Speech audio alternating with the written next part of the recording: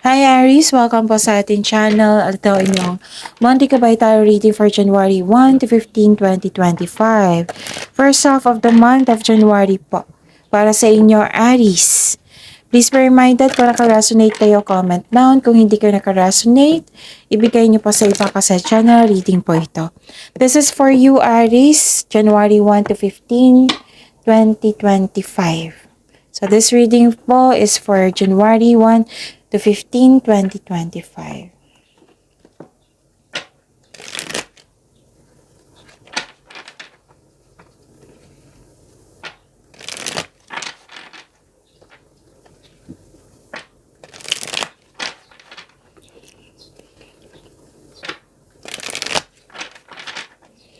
Para po ito sa inyo Aries ngayong January 1 to 15, 2025. Maraming salamat po sa inyong patuloy na suporta at maraming salamat din po sa mga hindi nag-skip ng ads. Gamitin ang reading na ito bilang gabay lamang. Sa mga hindi pa nag-subscribe, subscribe na po kayo at click bell notification para malaman nyo na may bago tayong video. Para sa mga gusto magpa-reading po, may lumabas dyan sa screen nyo ngayon.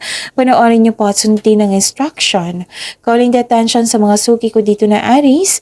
Open na po inyong Monthly Kabay Tarot Reading for January 2025. May 6 months from now reading tayo at love life reading po. So message me Aries for schedule.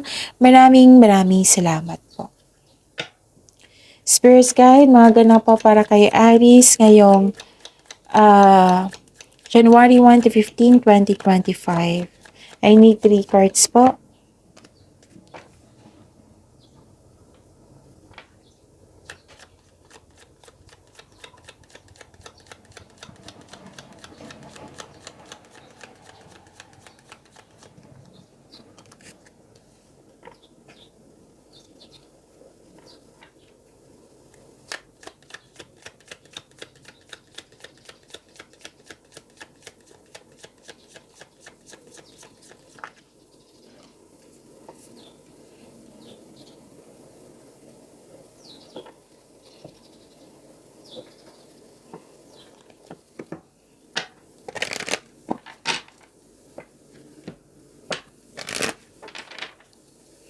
Spirit Guide, mga mensahe po para kay Aries.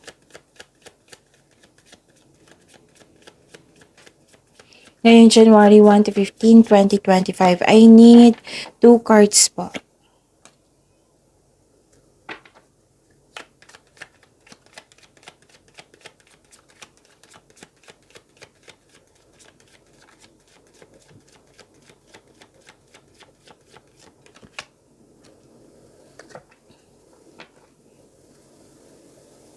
Okay.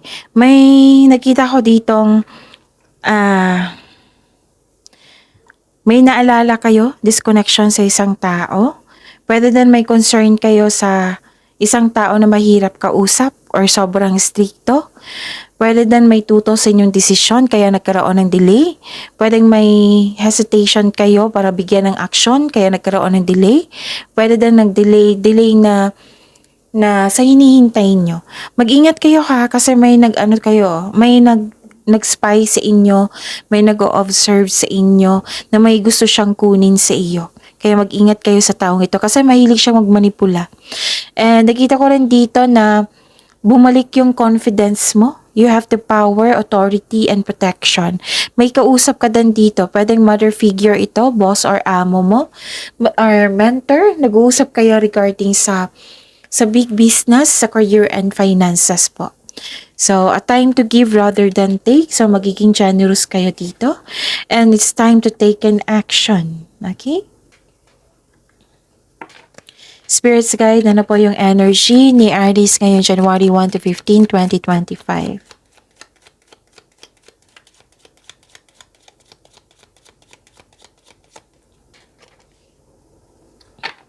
And the clarification of this card po.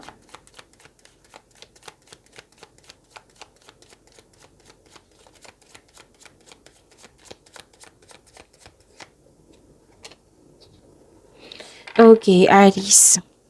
Sa mga may oras dyan, kung gusto nyo po, panoorin nyo po ang inyong 2025 tarot reading uploaded na po noong December 16, 2024. That is 12 months reading po. Bawat buwan may love reading, career, and money reading. So, hanapin niyo po sa channel natin. Scroll down niyo lang po hanggang sa makita niyo po yung December 16, 2024 na-upload na video. That is tungkol sa inyong 2025 tarot reading niyo po. Buong year po iyon. So, yun. May dalawang video din tungkol sa inyong Monthly Gabay Tarot reading, January 2024. Okay, January 2025. What I meant is January 2025 reading. So, tatlo na po ang panoorin niyo po. Yung whole year na reading, 2025 tarot reading, uploaded noong December 16. Yung December 28 na Monthly Gabay Tarot reading for January 2025 at December 29 na Career and Money January 2025. So, hanapin niyo po sa channel natin, panoorin niyo po kung gusto niyo po. Kung may narinig kayo or may nakita kayong repeating message, meaning to say, pinupush ng cards niyo yan kasi ang ilan sa inyo hindi pa binigyan ng atensyon, na kung maaari din po, bigyan niyo po ng solusyon at aksyon. Remember, Aries, at the end of the day, alam mo na ikaw lang taong may kakayahan at responsable na gumawa ng sarili mong katotohanan at kinabukasan. So, ano yung energy ni Aries? Nakikita ko dito na nanindigan kayo, truth seeking, panahon na para umaksyon kung alam mong nasa tama ka. So, action, action, action. Oo, tatlong card nagsabi, dalawang card sa Oracle at isang card dito sa inyong tarot card. Puro action. So, please ready yourself na magiging busy kayo ngayon, first half of the month of January. And this card ay sumisimbolo ng katapangan at confidence, which is sumabas sa Oracle card nyo dito, na full of confidence, power, authority. So, yun. This is a symbol of katapangan at confidence. This card tells you to be careful sa mga ginagawa at pinipiling desisyon. Okay, meron pa pala. Nakita ko dito na nagkaroon po ng control your money. Okay, kasi mukhang na hindi mo na-control dito yung paggasta eh. So, at least alam nyo na ngayon. So, control your money. Maaaring magkaroon ng paggasta na hindi mo naman kailangan. Pwede din mag-ingat kayo sa taong manloloko, which is lumabas dito sa Oracle card nyo o sa Tarot card nyo. Mag-ingat kayo sa mapanilang na tao na may gustong may gusto siyang kunin sa iyo. Dalawang card na nagsabi niya na, Oracle at saka Tarot cards. Okay, Spirit's Guide, Career and Money ni Aries ngayong January 1 to 15, 2025.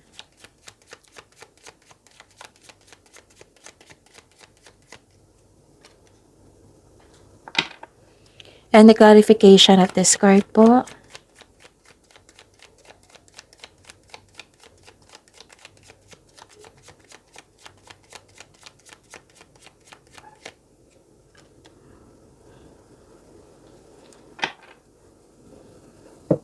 Okay.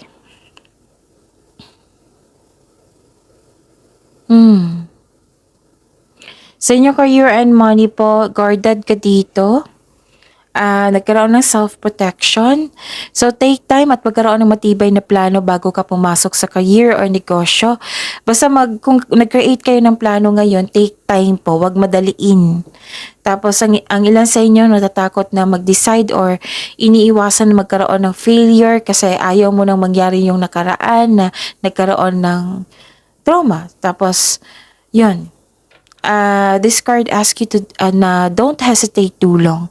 Listen to your intuition and choose options that make sense on a gut level. And don't worry kasi nakikita ko naman dito yung awakening, acceptance, self-assessment, atonement. This is ending with new beginning. And lumabas pa rin dito yung power. 1, 2, 3. Lumabas pa rin yung power dito na magkaroon ng transformation. So, don't allow past mistakes or decisions. What I meant is, wag yung dalhin yung nakaraan sa ngayon, sa present nyo. Hindi ibig sabihin nagkamali kayo noon, magkakamali kayo ngayon. No, kasi kukunin mo yung nakaraan eh. Kukunin mo yung learning sa nakaraan, wisdom message sa nakaraan, para magiging aware na kayo sa present nyo. So, acknowledge for your success is coming po. Aries, parating na po, may financial growth na magkaganap. Spirits guide, love life, self-love, partnership, and romance ni Aries ngayong January 1 to 15, 2025.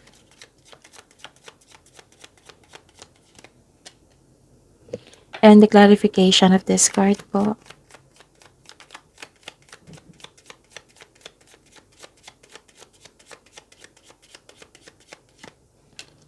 Maraming salamat po sa patuloy na tiwala at suporta sa ating channel.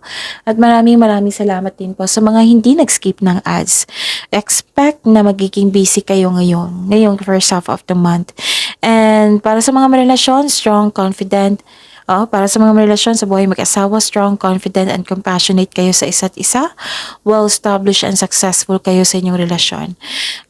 Sa mga single dyan, may makilala kayong tao na very passionate sa gusto sa buhay, charismatic at masayahin.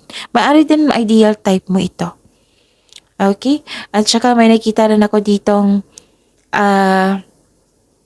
may tuto sa tradisyon. Like for example, tuto sa kasal, tuto sa pagkipagrelasyon. Basta may nakita kong tutol dito. So, hindi po daw kailangan magkalit.